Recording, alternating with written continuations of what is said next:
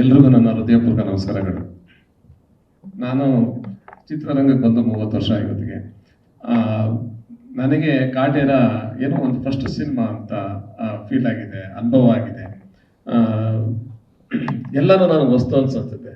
Simple ಆಗಿ ಹೇಳಬೇಕು ಅಂದರೆ, ನಾನು ಚಿತ್ರರಂಗದಲ್ಲಿ ಒಬ್ಬ ಚಿಕ್ಕ ನಟ, ಚಿಕ್ಕ ನಿರ್ಮಾಪಕ.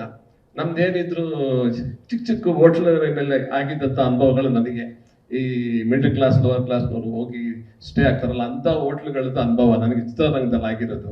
ಕಾಟೇರ ನನಗೇನೋ ಒಂಥರ 5 ಸ್ಟಾರ್ 7 ಸ್ಟಾರ್ ಅಂತ ಅನ್ನಿಸ್ಬಿಡ್ತು. ನಮ್ಮ ರಾಕ್ಲೈನ್ ಅವರ ಅದು ಟ್ರೀಟ್ಮೆಂಟ್ ಆಗಲಿ, ಇನ್ನೊಂದಾಗಲಿ, ಮತ್ತೆ ಅವ್ರು ಸಿನಿಮಾ ಮಾಡ್ತಿರೋ ಆ ಒಂದು ರೇಂಜ್ ಆಗಲಿ, ಎಲ್ಲನೂ ನನಗೆ ಒಂಥರ ಕನಸು ಥರ ಕಾಣ್ತಾ ಇದೆ. ಮುಖ್ಯವಾಗಿ ನಾನು ಕಾಟೇರ ಸಿನಿಮಾ ಮಾಡೋದಕ್ಕೆ ತರುಣ್ ಸರ್ ನಮ್ಮ ಆಫೀಸ್ ಬಂದು ಒಂದು ಮಾತು ಹೇಳಿದ್ರು ನನಗೆ. ಅದು ನನಗೆ ಭಾಳ ಟಚ್ ಆಯಿತು. ಯಾಕೆಂದ್ರೆ ನನಗೆ ಆ ರೀತಿ ಯಾರನ್ನು ಹೇಳಿ ನಾನು ಸಿನಿಮಾದಲ್ಲಿ ಬಂದು ಆ್ಯಕ್ಟ್ ಮಾಡಿ ಅಂತ ಇವತ್ತರೆಗೂ ಯಾರು ನನ್ನ ಹತ್ರ ಕರೀಲಿಲ್ಲ.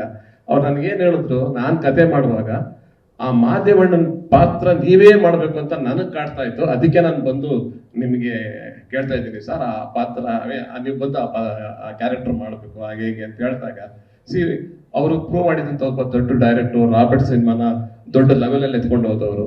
ಮತ್ತೆ ಕಾಟೇರನ ಅವರು ತುಂಬಾ ಟೈಮಿಂದ ಅದ್ರ ಮೇಲೆ ಕೆಲಸ ಮಾಡ್ತಾ ಇದ್ದಾರೆ. ಅವರು ಆ ತರ ಒಂದು ಸ್ಕ್ರಿಪ್ಟ್ ಕೆಲಸ ಮಾಡುವಾಗ ನನ್ನ ನೆನಪಿಸ್ಕೊಂಡ್ರಲ್ಲ, ಅದು ನಿಜವಲ್ಲ ನನಗೆ ಅದೊಂದು ಏನೋ ಒಂದು ಹೊಸ ಫೀಲಿಂಗ್ ಕೊಡ್ತೀವಿ. ಯಾಕಂದ್ರೆ ನಾನು ಇಲ್ಲಿವರೆಗೂ ಇಂಡಸ್ಟ್ರಿಯಲ್ಲಿ 30 ವರ್ಷದಲ್ಲಿ ಯಾರೋ ಮಾತು ಹೇಳಿರ್ಲಿಲ್ಲ.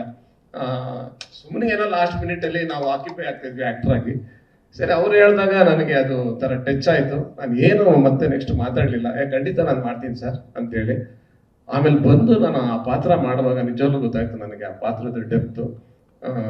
ಐ ಹೋಪ್ ನಾನು ಅವ್ರಿಗೆ ಇಷ್ಟ ಆಗೋ ಥರ ನಾನು ಆ ಪಾತ್ರ ಮಾಡಿದ್ದೀನಿ ಅಂತ ನಾನು ಅಂದ್ಕೊಳ್ತೀನಿ. ಇದು ನನಗಾಗಿದ್ದ ಒಂದು ಅನುಭವ. ಆಮೇಲೆ ನಾವು ಸಿನಿಮಾ ಮಾಡುವಾಗ ಯಾರಿಗಾನ ಬೇರೆಯವ್ರಿಗೆ ನಾವು ಹೇಳಿದಾಗ ಇದು ಸೂಪರ್ ಸ್ಟಾರ್ ದರ್ಶನ್ ಅವ್ರ ಸಿನಿಮಾ ಅಂದಾಗ ಎಲ್ರಿಗೂ ಶಾಕ್ ಆಗುತ್ತೆ, ಆಶ್ಚರ್ಯ ಆಗುತ್ತೆ. ಬಟ್ ನಾನು ಸಿಂಪಲ್ ಆಗಿ ಚಿಕ್ಕದಾಗಿ ಹೇಳಕ್ಕೆ ಇಷ್ಟಪಡ್ತೀನಿ.